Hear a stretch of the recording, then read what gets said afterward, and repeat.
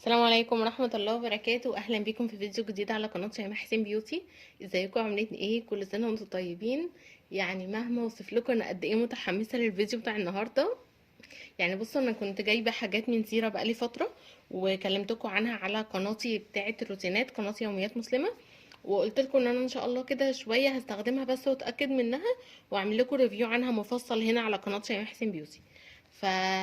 فاللي هو بعدها بقى احتجت حاجات تاني من زيرة وطلبتها، فقلت لما اجيلي ابقى اعمل لكم بقى ريفيو كده مفصل كامل شامل عن حاجات بجد هتخليكي في العيد بتلمعي وبتبرقي وناعمة وطرية وفواحة. يعني بصوا، كل الحاجات الأنثوية متجمعة في الحاجة اللي قصادي دي، وحرفيا بدون مبالغة، وهتشوفوا بعينيكم دلوقتي.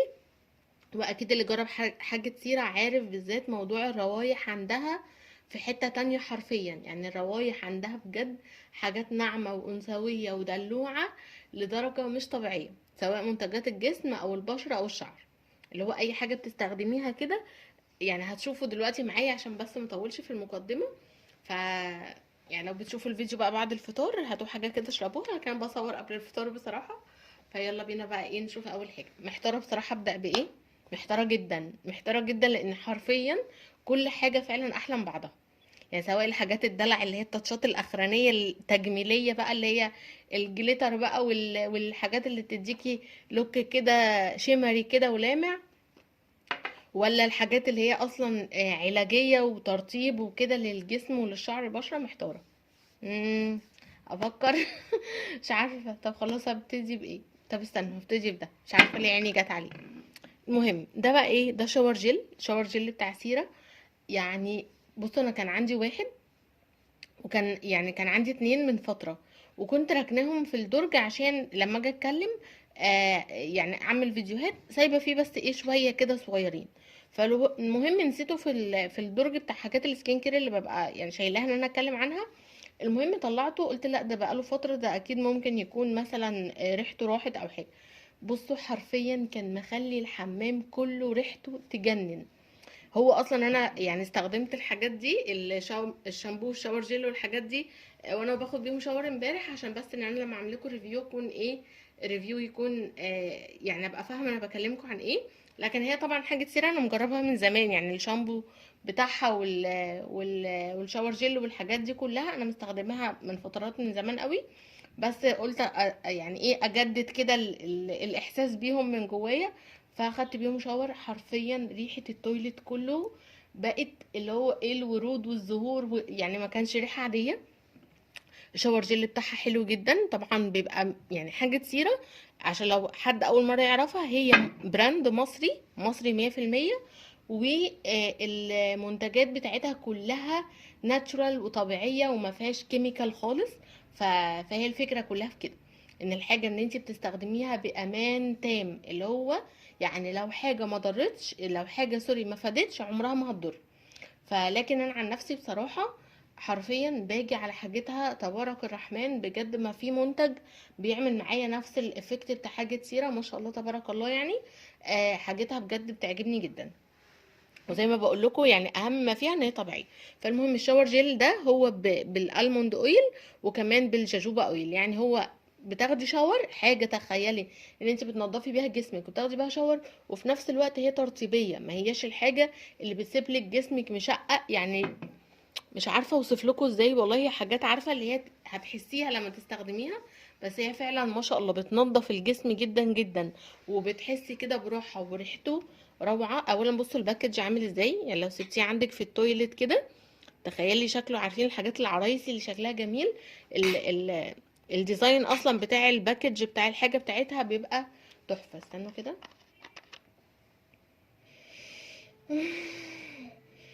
ريحته تجنن. عارفين الحاجات الفروتي قوي؟ لا بجد عجبني جدا ما شاء الله تبارك الله. من الشاور جيل بصراحة حلو قوي، وبيرغي كويس وبينظف، وفي نفس الوقت ما بيسيبلكيش جسمك ناشف خالص. طالما بقى يعني طالما اخترنا ده، نكمل بقى في حاجة الجسم. ايه تاني بقى؟ اللوشن. في بادي لوشن وفي بادي ميست وفي هاند كريم. بص بقى اللوشن اهو، ده بادي لوشن. تمام. برضو كل المنتجات اللي فيه طبيعيه، هي ساعات بتبقى كاتبه الانجريدينتس والمكونات على الباكج، وساعات بيوصلني بيكونوا لسه ما عملوش يعني الحاجه عليه. فبرضو الباكج روعه وبامب كده، فاللي هو تبقي بتستفيدي منه لحد اخر قطره. بصوا،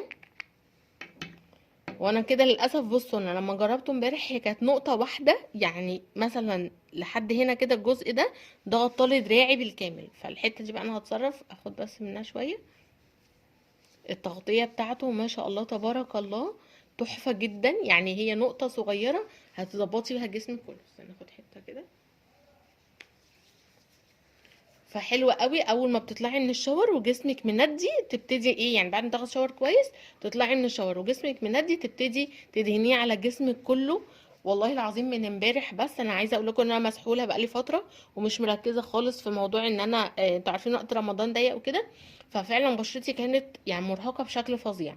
بصوا انا حطيته بس امبارح والله العظيم بجد. بصوا، بصوا الجلد ما شاء الله تبارك الله طري ازاي. فلا ما شاء الله ربنا يا رب يبارك لها. الحاجه فعلا تحفه. ناهيكوا بقى عن الريحه، اللي مفتقد حاجات في المقاطعه ومتضايق ان هو في حاجات، طبعا يعني دي اقل حاجه نعملها، بس يعني قصدي لو هو في حاجه انت كنت مفتقداها وكنت بتحبيها عشان بترطب وريحتها حلوه، جربي اللوشن بتاع سيرة. ريحته ناعمه وهاديه لدرجه يعني فوق الخيال. ريحته هاديه جدا، مش الروائح المزعجه اللي انت تحطيها تحسي كده ان انت الريحه كده مضايقاكي. وفي نفس الوقت اللي هو اللي لو قربتي على جلدك انت وشميتي جسمك من جوه هتلاقي فيه ريحه ناعمه وريحه نظافه كده وريحه كيوت قوي. تمام. ده بالنسبه للبادي لوشن. البادي ميست بقى لا، ريحته قويه شويه. البادي ميست ريحته برضو تحفه تحفه. طبعا بادي ميست اللي هو يعني تقدري ان انت زي سبراي كده بترشيه على جسمك، برضو بعد الشاور تقدري ترشيه دايركت على الجسم من غير ما تقلقي ومن غير ما تبقي متضايقه خالص. استنوا كده. عايزه ترشيه على الهدوم مفيش اي مشكله، عايزه ترشيه برضو على جسمك برضو تحفه وامان جدا. اللي هو مش حاجه ان انت تبقي مقلقه منها. لا لا لا بجد الروائح بتاعتها جميله. وعارفين احلى حاجه اللي هي ايه؟ مش فازعه ومش تجزعك، يعني مش الروائح اللي هي تحسي ان انت جالك ضيق تنفس منها. لا ما شاء الله تبارك الله، روايح فعلا فعلا يعني ذوقي جدا. يعني انا الستايل بتاع البرفيوم بتاعت سيرة والحاجات اللي هي البرفيوم اللي بتستخدمها في منتجاتها ذوقي جدا. انا بحب الحاجات دي اللي هي ريحه كده تثبت في حق في جسمك، بس مش اللي هي تجزعك وتضايقك وتحسي ان هو حاجه تجيب لك اختناق كده. لا يعني حاجه هاديه جدا. وفي نفس الوقت لما تقربي كده على جسمك، تقربي ايدك منك يعني تشمي نفسك، تلاقي لا ريحتك هاديه وجميله وناعمه ناعمه وانثويه لدرجه مش طبيعيه. ده بقى الهاند كريم. بص برضو التصميم بتاعه وجماله. بصوا بقى هو مكتوب عليه برضو ان هو كريم للايدين من سيرة، بيرطب الايد الجافة وكمان بيمنحها نعومة فائقة، وهو مع زيت اللوز وفيتامين ه وكولاجين، وبيرطب الايد وبيبيضها وبيعالج تجاعيد الايد. يعني نينجا. بصوا، بصوا الجمال. بصوا بقى برضو بامب، يعني بحب الحاجات اللي هي الترطيبية دي تكون بامب كده. استنوا لحظة واحدة معلش. بصوا اهو.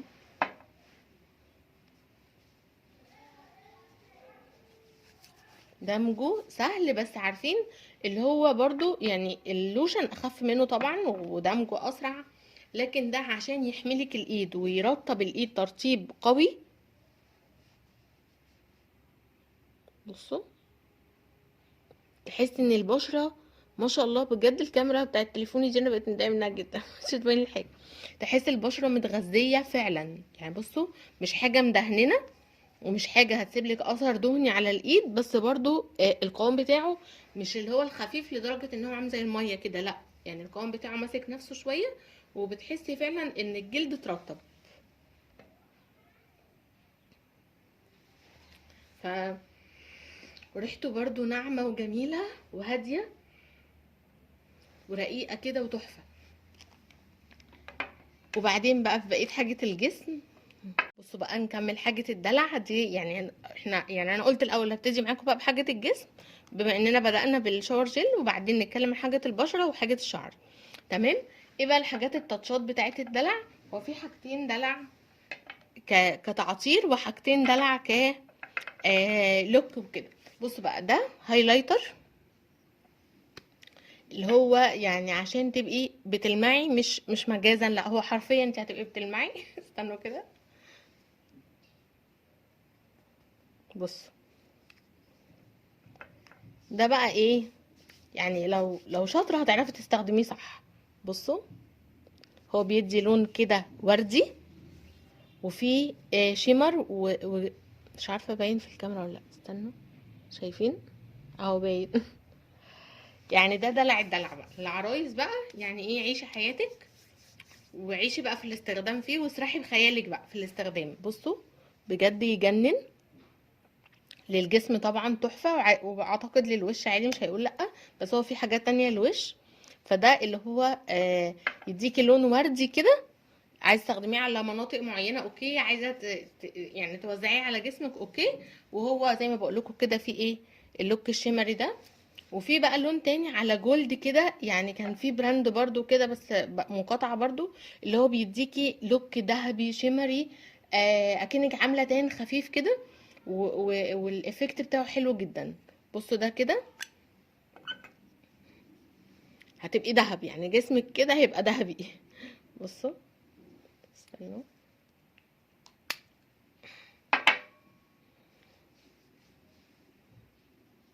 شايفين؟ بس طبعا انا يعني لما تكوني تستخدميه على جسمك، اولا هو زيت جاف، لو انت مش بتحبي الحاجات الستيكي او الملزقه، فهو جاف بيدي، بس يعني لو حطيتيه عند كتافك كده وعند رقبتك، بصوا مش باين برضو للاسف قوي، بس هو عموما بيدي لوك ذهبي كده ومضيء.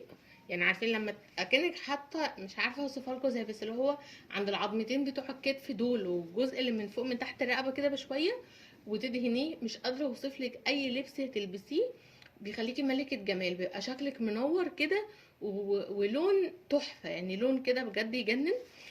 فعجبوني قوي دول بالذات. وبعدين بقى في العطر بتاع سيرة، طبعا يعني عطر سيرة عطر مميز بيها، هو خاص بيها، هي مش هتلاقيه في اي مكان تاني. استنوا كده، اللي هو تحسي ان انت ايه، عيدتي كده قبل العيد اصلا. ما شاء الله اللهم بارك، تحفه، وريحته برده هاديه، واللي هو بيبقى مركز. ده بقى تستخدميه ازاي؟ ده بيبقى حلو جدا لو انت عايزه تعطري مناطق في حد ذاتها، يعني ممكن مثلا عند البيكين لاين من فوق كده، ممكن عند الرقبه، ممكن يعني انت بقى زي ما بقولك اسرحي بخيالك. وهو احلى حاجه ان هو بليه كده، وان انت تقدري تستخدميه على الجسم بشكل مباشر، فبيبقى التعطير بتاعه مركز. وفي بقى ده اللي هو بقى ده النينجا بتاع الكومبو بتاع الجسم ده، ده البيكيني سبراي البيكيني. ده هو امن جدا جدا ان انت تستخدميه، هو مخصص لتعطير منطقة البيكيني. هو زي ما مكتوب كده، معطر الاماكن الحساسة برائحة مميزة وجذابة، بيكون من حليب جوز الهند وفيتامين اي وزيت عطري، يرش على بشرة نظيفة وجافة. بصوا، طبعا تكوني يعني واخده شاور والدنيا نظيفه كده وكويسه، وتستخدميه، عايزه تستخدميه على الهدوم، على الهدوم الخاصه بالمنطقه دي اوكي، تقدري ان انت تستخدميه. هو سبراي كده زي ما انتم شايفين، فاستخدامه سهل جدا. بصوا، بصوا اصلا تحس لونه ابيض عشان حليب جوز الهند اللي فيه، وريحته تجنن تجنن، وناعمه وانثويه بشكل فظيع فظيع. هو في منه 3، يعني كان عندي منه 3 انواع، ده اللي فاضل. بصراحه الثلاثه كانوا احلى من بعض. انتي برضو قولي لها ذوقك، يعني اعتقد كان في منه غربي، وفي منه الريحه شرقيه شويه، او ريحه جوز الهند، فكانوا كلهم احلى من بعض بصراحه. فحلو جدا للعرايس، وليك انت في كعروسه بقى في العيد وكده، لزوجك يعني، او زوجك جاي من السفر وعايزه يعني تبقي مختلفه. ف فطبعا بصراحه حلوه قوي، بصراحة من افضل الحاجات اللي عند سيرة، وهي فعلا حاجة امان. فاللي هو تبقي مطمنة جدا ان انت تستخدميه بشكل مباشر بدون اي ضرر. نخش بقى، مش عايزة الفيديو يطول عشان يلحق ينزل، فهحاول ان انا انجز لكم بقى في بقية الحاجات. نخش على حاجة البشرة. بصوا بقى حاجة البشرة عند سيرة ايه بقى، اللي هو يعني مزيد برضو من الامان والدلع، وانت مرتاحة. بمعنى ايه؟ بمعنى ان انت هتحطي ميك اب على بشرتك وتنامي بيه، مفيش اي مشكله، اللي هو ما تبقيش مقلقه مثلا، وخصوصا لو عروسه جديده او حاجه. زي ما قلت لكم قبل كده ان العرايس بتبقى يعني ايه ده، هيشوفني من غير ميك اب شكلي هيبقى مش حلو وانا صاحيه من النوم، كل الكلام ده. لا، كل الكلام ده مش موجود عند سيرة. انت اولا الميك اب ده حاجات طبيعيه، اللي هي يعني المنتجات بتاعتها هي حاجات طبيعيه ما فيهاش حاجات مضره، فاللي هو امان خالص. انت بتحطيه اصلا يعني الميك اب بتاعها علاجي، اللي هو حاجه بتعالج، مش مجرد حاجه تجميليه وبس. يعني ده مثلا كونسيلر، بصوا هزوم عليه بس كده اهو. ده كونسيلر طبيعي، يعني حطه تحت طبيعي دي 100 خط، وآمن بالاستخدام، خافي للعيوب، ومعالج لمنطقة العيون. وأبرز مكوناته الهيلورونيك أسيد، زيت اللوز، جنين القمح. وطريقة الاستخدام ان انت بتحطي كمية منه مناسبة حوالين العين مرة يوميا. خلاص كده، تعالوا بقى نشوف التغطية بتاعته. بصوا بصراحة التغطية بتاعته مش اللي هي العالية الفظيعة، مش اللي هو ان انت تعتمدي عليه لو انت عندك هالات سودا جامدة جدا ان انت تعتمدي عليه لوحده. لكن هو بيخفي لو الهالات السودا بتاعتك متوسطة، لا هيخفيها كويس جدا جدا. وبيدي بقى لوك طبيعي، مش اللوك، هو طبعا مش باين هنا على ايدي، مش اللوك اللي هو تحس ان انت زومبي كده. يعني بصوا اصلا خبى اللون الروز اللي كان موجود ازاي. مش ان انت تحسي بقى ان هو شكل كده اللي هو يعني اكنك حاطه دقيق حوالين عينيكي، لا بصراحه تغطيته رقيقه جدا وناعمه جدا، وتقضي الغرض زي ما بقول لكم. لو انت يعني للبيت وكده وتفضلي قاعده بيه تنامي بيه براحتك خالص، مفيش اي مشكله منه. وطبعا غير المنتجات المكونات اللي فيه طبعا مفيده جدا جدا ومغذيه جدا لحوالين العين وبتعالج، فاهميني. تاني حاجه بقى، بصوا البتاع ده ملوش حل. بصوا بقى، ده ايه بقى؟ ده جل ليلي تستخدميه بالليل عشان ترطيب بشرتك، ويعني هقرا لكم المكتوب عليه: جل ليلي للبشره مع حمض الهيلورونيك والكولاجين وفيتامين سي وزيت جرانيوم. بصوا، اول مره اسمع عن زيت جرانيوم ده، بس اللي مكتوب عليه ان هو بيديك البشره اكثر نعومه واشراقه، وتركيبه مميزه لها تاثير علاجي للبشره بتركيز قوي، يعالج البشره اثناء النوم بعمق، ومناسب لجميع انواع البشره الا في حاله الحبوب تحت الجلد. يعني مكتوب عليه كل حاجه عن استخدامه، يفيد في ايه وما يفيدش في ايه. فهو انا بقى اقول لكم الريفيو عني، انا بقى ماليش دعوه بالكلام المكتوب عليه ده. بصوا انا استخدمته امبارح بس للامانه، هي مره واحده ماشي، بس انا كنت مستخدمه حاجه الهيلورونيك كلها بتاعه سيرة قبل كده، وما شاء الله ما فيش حاجه بتجيب يعني نتيجه فعاله وواضحه لبشرتي زي حاجه سيرة. فتملي بتحط اولا، هي بتستخدم مش كل، يعني هي كانت قبل كده مكلماني قالت لي مش اي هيلورونيك يعني، ومش اي زيت لوز. في زيت انت ممكن تجيبيه من مكان بمبلغ كبير جدا، وزيت بتجيبيه من مكان يكون رديء ويكون طريقه استخراجه مش كويسه وكده، فما يديكيش اي علاج. فهي عشان كده هي بتعتمد على خامات نظيفه جدا. وده هيبان طبعا ان الاسعار بتاعتها حتى لو هي مش رخيصه، بس هي الحاجه بتاعتها تاثيرها انت بتلاحظيه. تمام، حاجه تاثيرها اللي هو بيدوم، مش اللي هو يعني مش اللي هو انت بتحطيه يعمل لك مفعول وخلاص بتشيليه خلاص الموضوع انتهى، لا. يعني ده بقى انا لما حطيته، بصوا هو جل كده زي ما انتم شايفين، وزعته على بشرتي. اولا هو البشره بتمتصه بسرعه، مش الحاجات اللي هو يعني ايه بيديكي احساس كده جاف وما بتحسيش ان بشرتك ملزقه، ماشي. ده اولا. ثانيا ريحته حلوه جدا، يعني انا بحب المنتجات اللي على الوش، ما بحبش المنتجات اللي ريحتها غريبه. وخصوصا بقى العرايس والحاجات دي، ما ينفعش ان انت تنامي مثلا جنب جوزك وانت لسه عروسه وانت حاطه حاجات على بشرتك ريحتها يعني صعبه او ريحتها منفره. لا، ده ريحته هاديه وناعمه وجميله جدا. تاثيره بقى على البشره نعومه، يعني ده اللي حسيته. ومش عارفه ليه حسيت، عارفين احساس الفيلر؟ مش عارفه ليه حسيت الاحساس ده، اللي هو تحسي فيه امتلاء كده حصل في الخدود والوش. مش عارفه انا يعني الاحساس ده كان ايه، ولا هو بيعمل كده فعلا ولا ما بيعملش، بس هو ده اللي انا حسيته بصراحه. ف... ففظيع. يعني انا من اول يوم، عارفين الحاجه اللي تستخدميها كده من اول يوم ترتاحي لها، حبيته جدا جدا.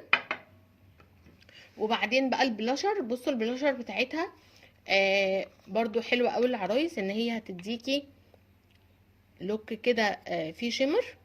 بس هي مشكلتها معايا في حاجة واحدة. بصوا اهي، بتدي برضو لون هادي وجميل وناعم، والشimmer ده بيخليكي كده بتلمعي كده ووشك بيلمع وشكله جميل. بصوا، بس مشكلتي معاها في ان هي ايه، تبهدل الدنيا شويه.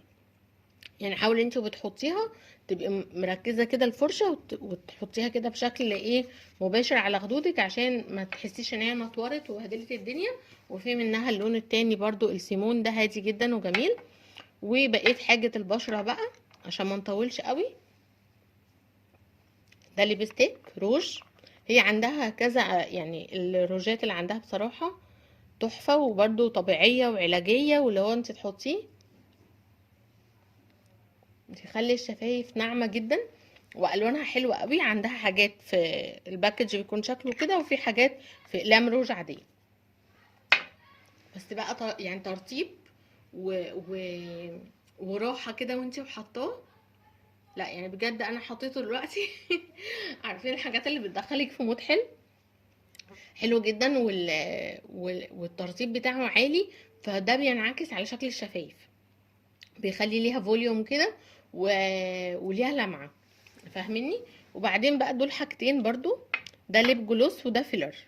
ليب فيلر ده علاجي اكتر ما هو تأثيره يكون باين، يعني مش اللي هو انت هتحطيه هتلاقي شفايفك اتنفخت مرة واحدة، لا، تأثيره بيبقى هادي شوية وبس، اللي هو مع الوقت، اللي هو مع الاستخدام، لانه حاجة علاجية.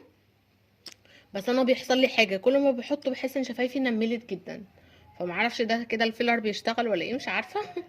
بس هو ده ليب فيلر، هو اصلا يعني مخصص لحاجة زي كده.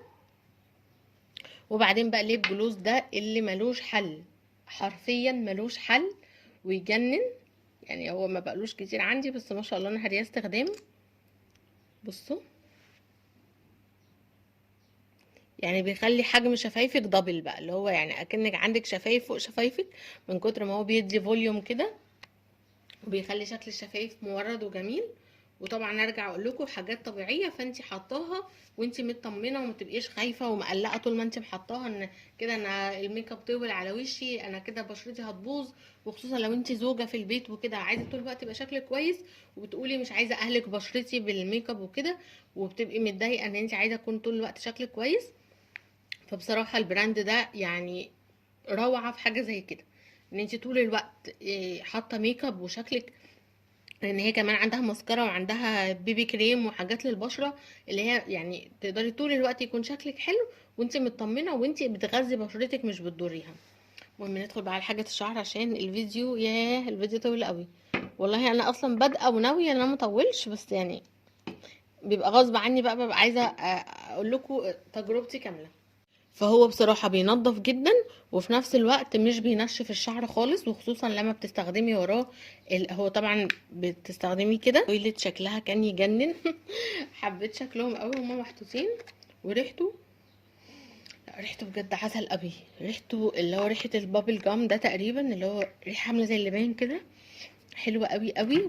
الهير كريم او الهير ماسك ده، بصوا خدت منه بقى امبارح يعني حبة حلوين كده. اللي هو اعوض شعري عن اللي حصل له الفترة اللي فاتت.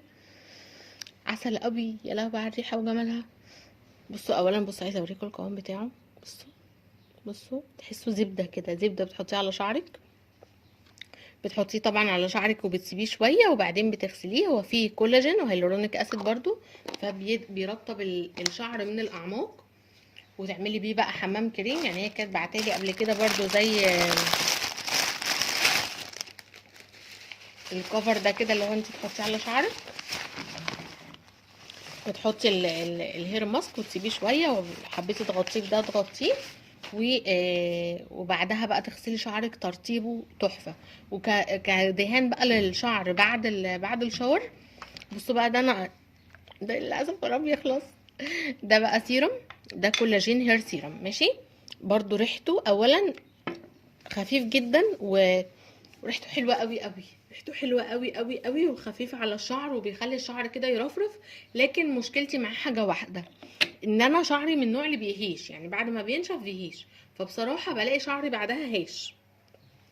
لكن لو انت ما عندكيش مشكله الهيشان دي، وما شاء الله تبارك الله شعرك ناعم وحلو كده، وعايزه حاجه بس تديله كده لمعه وتديله لوك كده حيوي، وشكله يكون بيلمع وريحته حلوه حلوه حلوه من هنا لبكره، ريحته حلوه، يبقى ده تحفه، يبقى ده هيناسبك جدا. لو انت بقى شعرك زي حالاتي وبيهيش جدا، وبتلاقي كده البيبي هير كده شكله مقصف ومش حلو، فيبقى الهير بالم ده برضه هقول لكم برضه بصراحه، الهير بالم ده هو المفروض ان انت بتعمليه كده يطلع لفوق وتمشي بيه، بس معلش بقى على التشوه اللي حصل له ده، انا وعمر ما شاء الله بوظناه. فبتطلعي بيه كده، وبعدين بتمشي بيه بقى عند البيبي هير كده من قدام، بيخلي بقى بيديكي شكل ايه اللي هو مهندم ده، اللي هو ان شعرك كده متستف كده وايه ولازق كده، مش هايش بقى ومنكوش وكده، لا لازق كده في القوره، فبيخلي شكل البيبي هير كده اللي هو شكلك مستحميه كده. عارفين الاحساس ده؟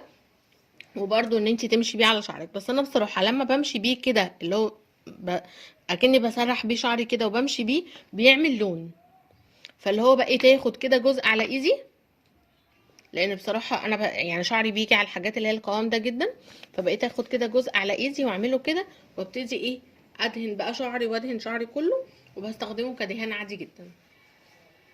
فبصراحه ما شاء الله تبارك الله برضو يعني لا ده لا ده، بس انا بصراحه ساعات بستخف ده، يعني بستخفه كده اللي هو لسه واخده شعره وكده وعايزه حاجه سريعه، فبروح عامله 2 بامب كده على ايدي، واروح ماسكه واروح ايه عامله بيه شعري، فبيديني. بس زي ما بقول لكم مشكلته انه اول ما شعري بينشف بيهيش.